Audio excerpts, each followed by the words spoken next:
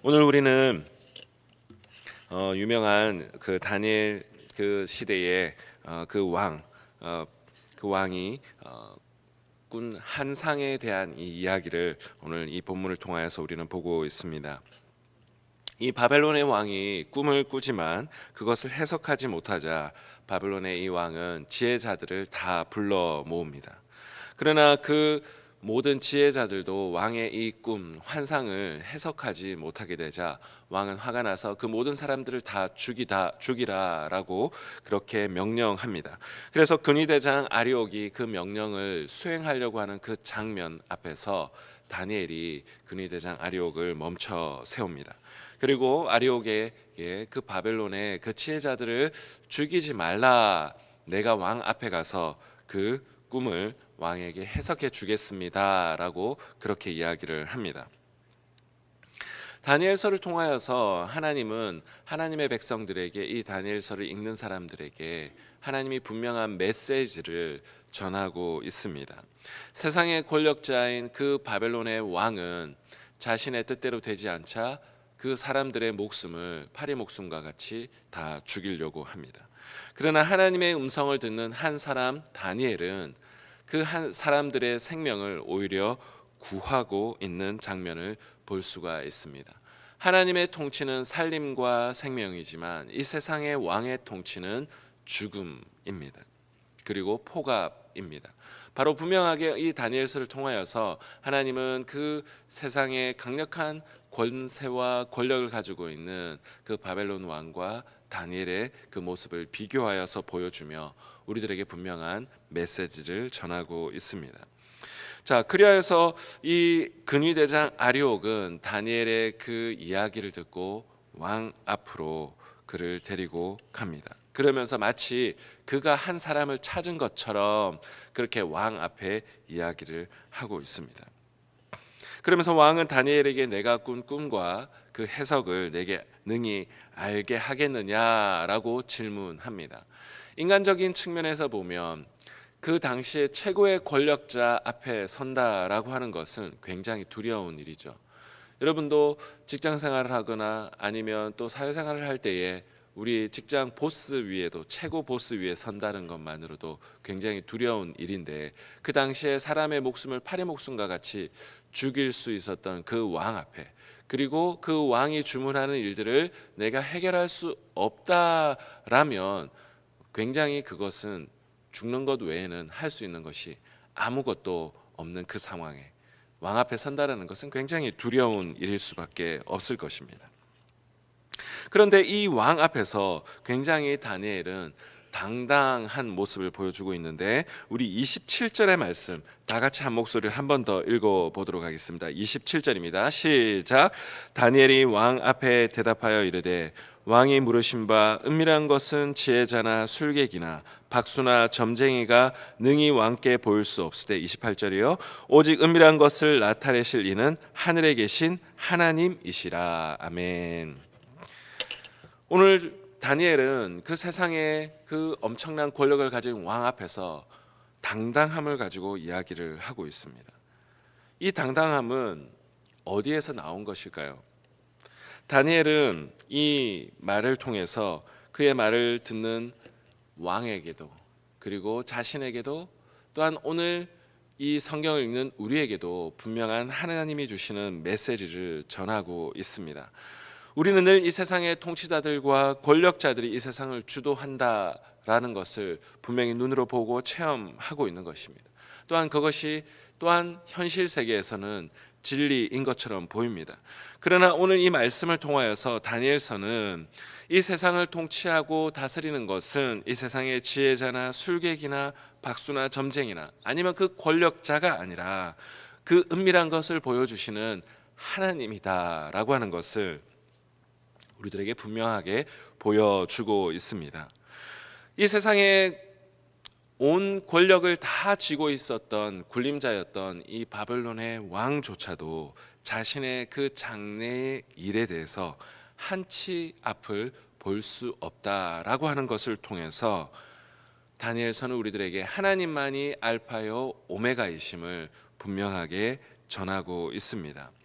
여러분, 우리도 이 세상의 권력자들이 통치하는 것 같아 보이지만 이 세상은 오직 하나님만이 온 세상을 통치하시는 통치자인 줄로 믿습니다.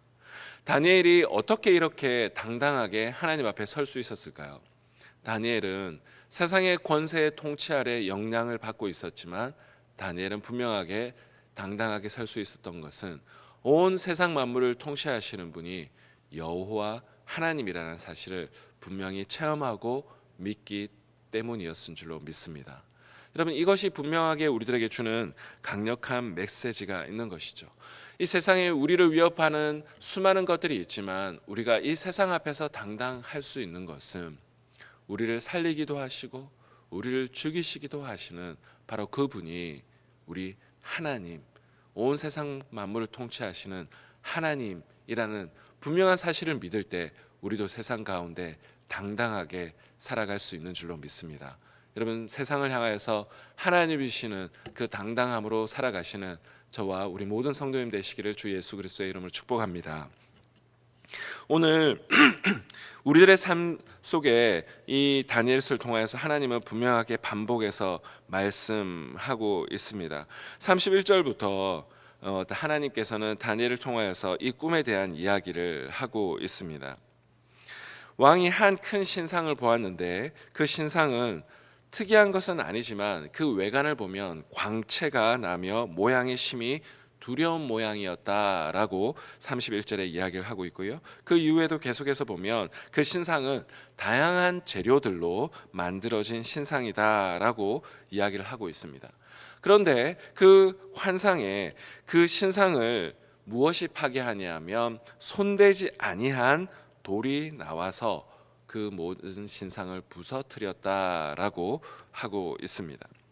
그래서 다니엘은 37절에서 한 가지를 짚고 넘어가고 있는데요. 이것을 해석해 나가는 과정 가운데 37절에 한 말씀을 더 덧대고 있습니다. 우리 37절의 말씀 다시 한번 읽어보도록 하겠습니다. 시작.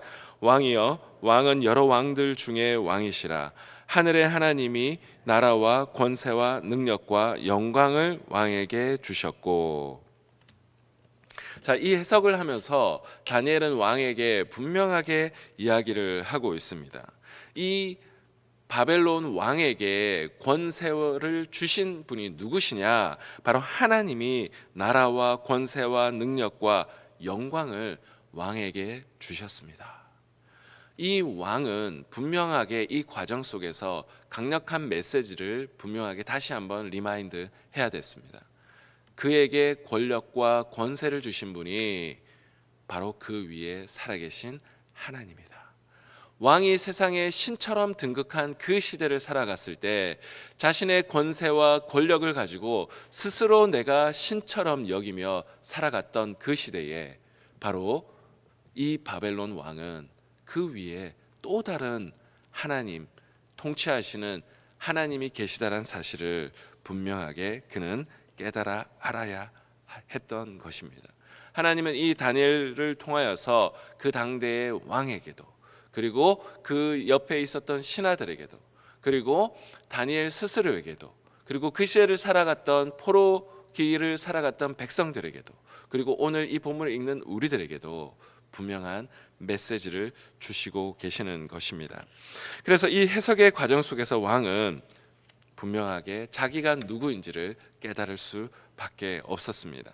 오늘 우리가 읽은 이 본문의 해석의 과정을 보면 각 재료들이 있는데 그 머리로 대변되는 바벨론, 그리고 그 바벨론 이후에 각 나라들이 나는데 그 각 나라들은 권세들이 조금씩 약해져 가고 있습니다. 그런데 그 모든 나라들이 계속해서 서게 될 것인데 실제로 바벨론 이후에도 그 메대와 파사가 일어나게 되고 헬라가 일어나게 되고 로마가 일어나게 되는데 결국 이 다니엘서의 핵심은 뭐냐? 그 나라들을 예측하는 것이 아니라 그 너머에 그 모든 나라를 파하시는 영원한 한 나라가 있다라고 하는 것을 분명하게 이야기를 하고 있습니다. 우리 44절과 45절의 말씀 다시 한 번만 더 읽어보도록 하겠습니다. 44절 45절입니다. 시작. 이 여러 왕들의 시대에 하늘의 하나님이 한 나라를 세우시리니 이것은 영원히 망하지도 아니할 것이요 그 국권이 다른 백성에게로 돌아가지도 아니할 것이요 도리어 이 모든 나라를 쳐서 멸망시키고 영원히 설 것이라. 손대지 아니한 돌이 산에서 나와서 새와 놋과 진흙과 은과 금을 부숴뜨린 것을 왕께서 보신 것은 크신 하나님이 장래일을 왕께 알게 하신 것이라. 이 꿈은 참되고 이 해석은 확실하나이다 하니. 아멘. 이 결국 이 환상을 해석하는 그 결론부에 분명하게 메시지를 전하고 있습니다. 이 여러 왕들의 시대에 하나님이 한 나라를 세우실 것인데 영원히 망하지도 아니하실 것이다. 그리고 이 모든 이 영원히 망하지 아니할 이 나라, 그 나라는 이 세상의 모든 권세들을 파는 그러한 권세와 권력을 가지고 있는 바로 그러한 나라다라고 이야기를 하고 있습니다. 여러분, 이 나라가 무엇입니까? 영원히 통치하시는 하나님의 나라인 줄로 믿습니다. 여러분, 하나님이 통치하시는 그 나라는 예수 그리스도를 통하여서 생명으로 통치하시는 나라, 공의와 정의로 통치하시는 나라이다라고 하는 것을 보여주셨습니다. 그 로마 시대에 세상의 카이사르가 자신이 신이다라고 하며 세상 사람들로 하여금 숭배하게 만들었던 그 시대에 초대교회 그리스도인들은 영원히 온 세상을 통치하시는 하나님을 믿고 그분께만 경배하였기 때문에 오히려 그 시대에 자신의 믿음을 지켰고 결국은 믿음의 사람들의 그 신앙이 오히려 로마를 전복시키게 되고 로마가 오히려 기독교 국가로 공인되게 되는 역사의 히스토리를 우리는 알고 있습니다. 여러분, 다니엘서는 포로기를 살아갔던 그 백성들에게 그 시대의 통치자가 강력하고 자신을 죽이기도 하고 좌지우지하는 것처럼 보이지만 그렇지 않다. 온 세상 만물을 통치하시는 분은 여호와 우리 하나님이다. 그분을 의지하고 그분의 통치와 다스림을 받아 살아가라라고 이야기하는 책이 바로 다니엘서입니다. 여러분, 오늘 우리들에게도 여전히 이 다니엘서는 우리들에게 이야기하고 있습니다. 오늘 우리는 누구의 통치를 받으며 살아갈 것인가? 이 세상의 권세와 권력자들은, 이 세상의 나라들은 결국 우리는 역사를 보면 알겠지만 흥망성쇠를 거치며 결국 역사의 뒤안길로 모두 다 사라져 버렸습니다. 그러나 우리 하나님이 통치하시는 하나님의 나라는 지금 이 순간에도 우리를 다스리고 통치하고 계시며 지금 우리들에게도 하나님의 말씀으로 위로하고 계시며 오늘 복잡한 세상 속에 흔들리는 세상 속에서도 우리를 견고하게 다스리고 통치하시는 하나님의 나라인 줄로 믿습니다. 오늘 이 아침에 주님 앞에 기도의 자리로 나아갈 때 나는 어떤 나라의 통치와 다스림을 받고 있는가? 나는 누구에게 내 마음과 생각을 의지하고 의존하고 있는가? 오늘 이 아침에 주님 앞에 기도의 자리로 나아가서 주님께 더 간절히 나아가서 주님의 통치와 다스림 가운데 나아가시는 저와 우리 모든 성도님 되시기를 주 예수 그리스도의 이름으로 축복합니다.